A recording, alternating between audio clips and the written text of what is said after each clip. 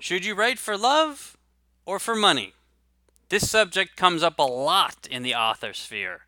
It can turn into a really hot topic.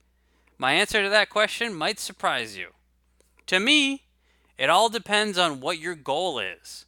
What do you want from writing? Do you want to just tell very specific stories without caring much about how they sell?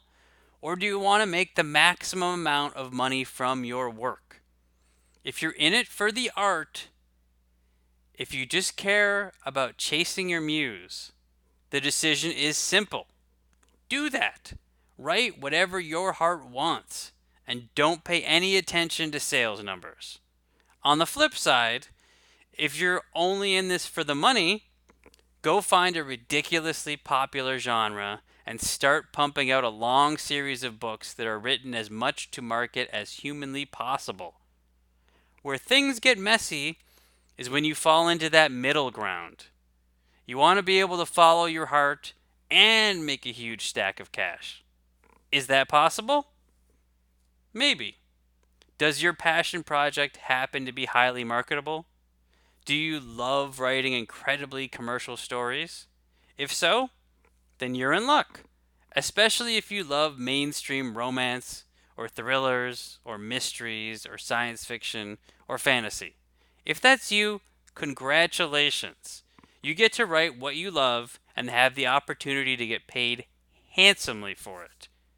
If that isn't you, if your tastes aren't terribly commercial or mainstream, if you like things that don't really have a defined genre or are kind of weird, if you have niche tastes, then you have a decision to make, and it's going to be a tough one.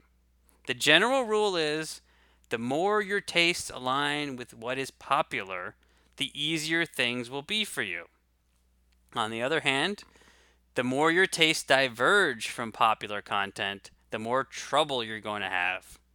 A lot of times, a compromise will have to be made.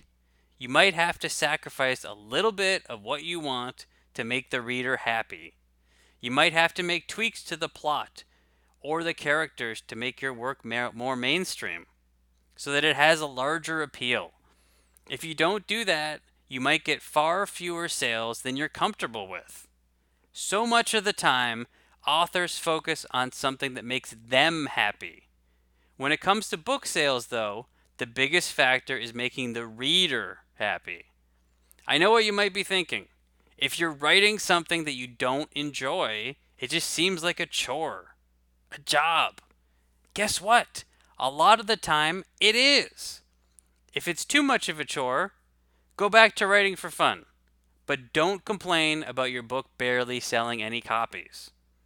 If you find yourself struggling to come to a middle ground, you have my sympathies.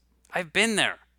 What I love to write and what actually makes money are two very different things. But guess what? I've written a number of books strictly for love, and they failed hard. I don't love anything enough to make a tiny amount of royalties. I want to get paid. And I know that to do that, I need to put the reader first. Now, maybe you're not like me. In that case, there's a compromise. Perhaps you decide to write one book to market and then do one book for love. Or maybe you write two books to market and one book for love. That way, your entire writing career isn't a chore. It's up to you to find the right balance. I wish you luck.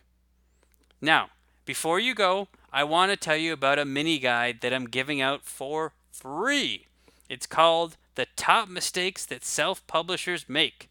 You can get your copy by clicking on the link in the description of this video. Don't miss this opportunity.